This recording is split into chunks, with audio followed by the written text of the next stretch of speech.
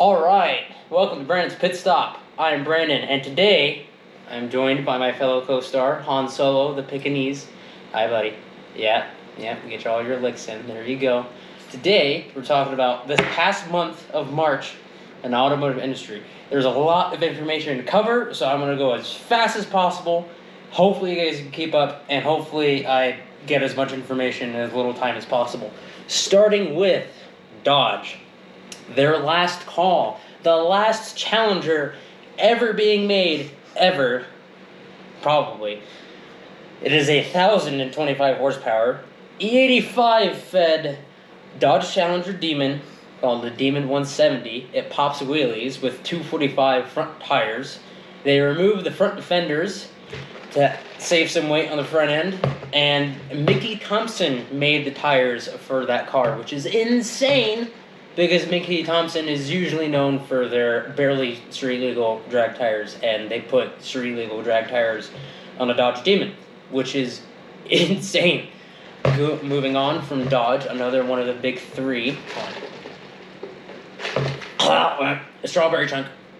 Ford overseas just recently announced their new Ford Explorer. That's an all-electric version of the Explorer. It's a little bit smaller because it's actually based on the Volkswagen MQB platform that is shared with the ID4, which is pretty interesting. So far, it's only destined for Europe. No word on it coming to the States, although I kind of wish it would come to the States because we need more interesting electric vehicles. Dude, what are you doing? All the food is gone. Moving on to my favorite bit of this month, Acura.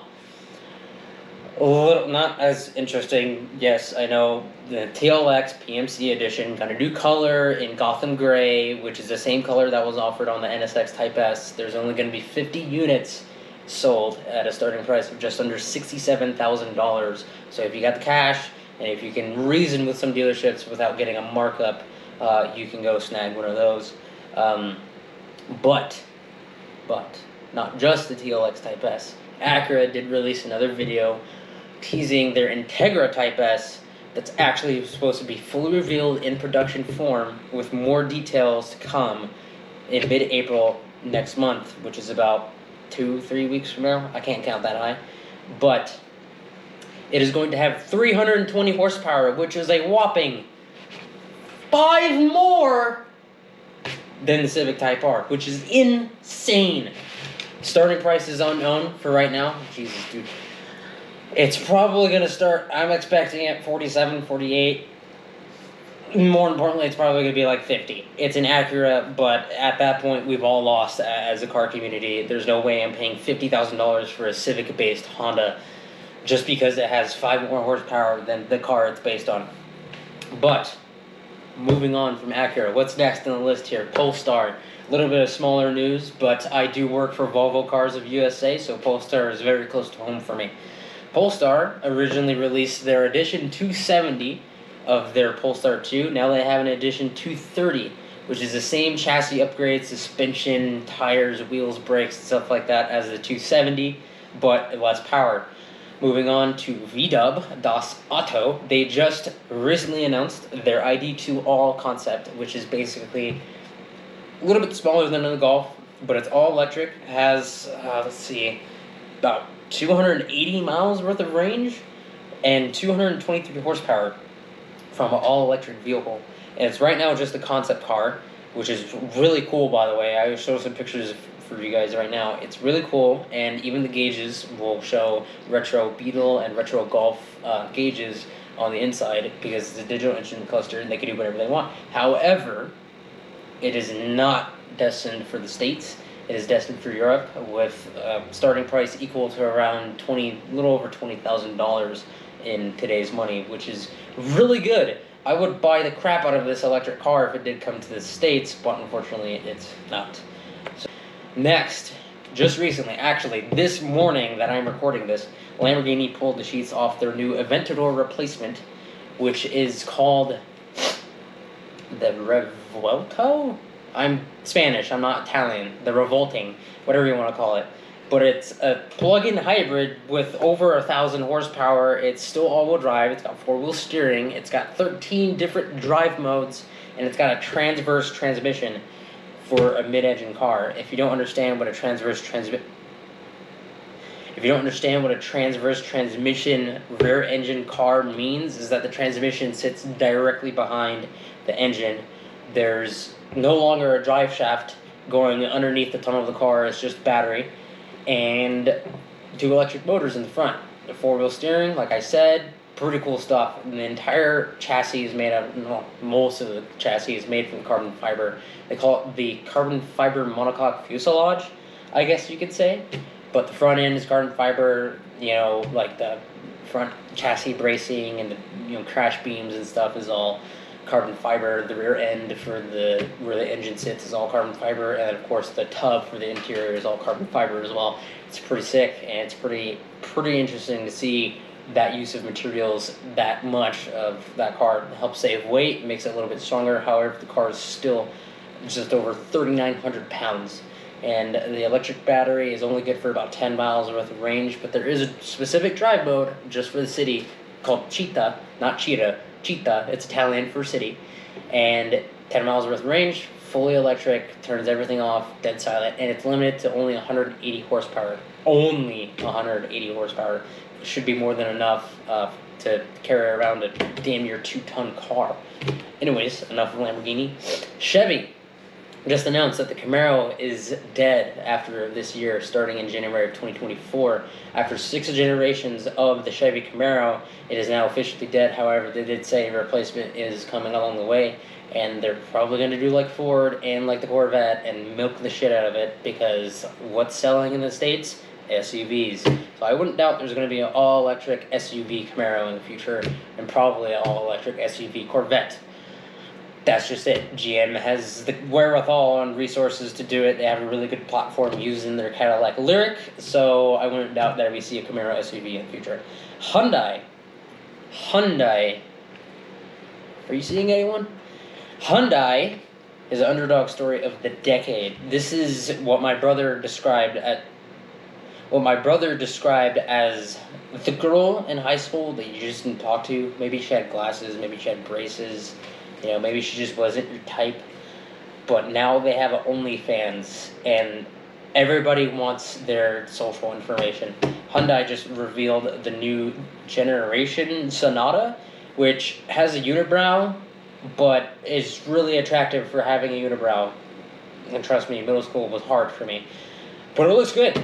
Actually, as of, what day is it? Tomorrow, they're going to fully release it in full production form. They're going to release more specs about it, probably pricing information.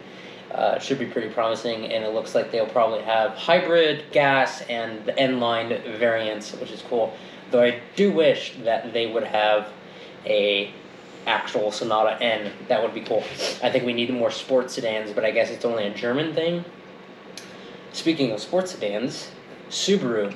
Subaru is absolutely sacrilege for me because I don't like Subarus. However, they just recently trademarked or filed for the trademark of using the STE name in future vehicles, which potentially means that performance variants in the future could be electrified versions. So we could see a new WRX STE hybrid or all-electric four-door sedan, which would be pretty cool because I think it's about time we have a 400 horsepower compact car. We have the technology, we have the resources to do it, we just need someone brave enough to do it, and hopefully, if there is a new STI, hopefully it's a 400 horsepower all-electric car. Because the only manufacturer that I know makes a 400 horsepower sport compact hatchback that's supposed to be reasonably priced is Mercedes. And they have a 400 horsepower four-cylinder without any electric assist other than the turbocharger. But that's for a different episode. Anyways, that's all I have for basically this month in automotive. What's happening overseas? BMW, again, we've gotten some spy shots and spy videos of their new X1 and X2M sport variants testing on the Nürburgring, which is pretty interesting. I'm not an SUV guy. I'm all about my station wagons and hatchbacks.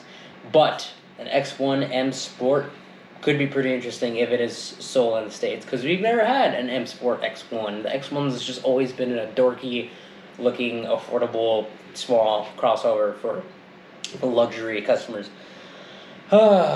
but that's all I have for the day. What to look forward to in the future? Let's see. The Integra Type S is probably the bane of my existence right now. I cannot wait for that thing to come out. But then again, I am still saddened by the realization that I won't be able to afford it, realistically speaking. But it goes on sale this summer, and it's going to be revealed April 14th. I will be in Texas at the time, so I won't be able to see it in person, but it is going to be revealed at Acura Grand Prix of Long Beach, California. So if you guys want to go see it in person, I'll probably link down some tickets below and a link to the website of Long Beach, California, so you can go see it in person. Other than that, watch this space and look out on social media, especially Acura's social media, for it when that goes live. And then, Dodge Demon 170 production starts in July as well, and it's going to go on till the end of December. So, if you guys have the funds for that, it starts at $96,666. And then there's a $2,100 gas guzzler tax, and then he wants to be on camera. He found snacks. Hold on. Anyways, one moment. So, Dodge Demon will officially end production in December after gas guzzler tax and destination fees and all that good stuff, and hopefully not a markup, but I mean, it's 2023, there's going to be a markup, but some schmuck is going to buy it anyways. It's going to start at over $100,000 for sure. But what do you get for $100,000? Either a corn-fed Dodge Demon or a Corvette Z06 with it. That sounds like a Ferrari. And then, there's supposed to be a new facelift for the Volkswagen Golf coming out later this year, possibly as a 2024 model year, which is also important for me because I'm looking at buying one of those. And so if the GTI or Golf R can get buttons back in their cars again, then maybe I can consider it. But right now, the user interface as it is a little bit dorky. It's supposed to be like a smartphone, but the implementation of it sucks. Anyways, if you guys like the video, if you like the information, and if you like my dog especially, like and subscribe for more. Yeah, chunky. But scheduling is gonna be weird. I don't know when I'm gonna post these. I'm just gonna post them when I feel like it. Anyways, like and subscribe if you want more. This is Han Solo. I'm Brandon. You're watching Brandon's Pit Stop, and I'll catch you guys in the next video. Guten Tag. Want some? GoPro, stop recording. GoPro, stop recording!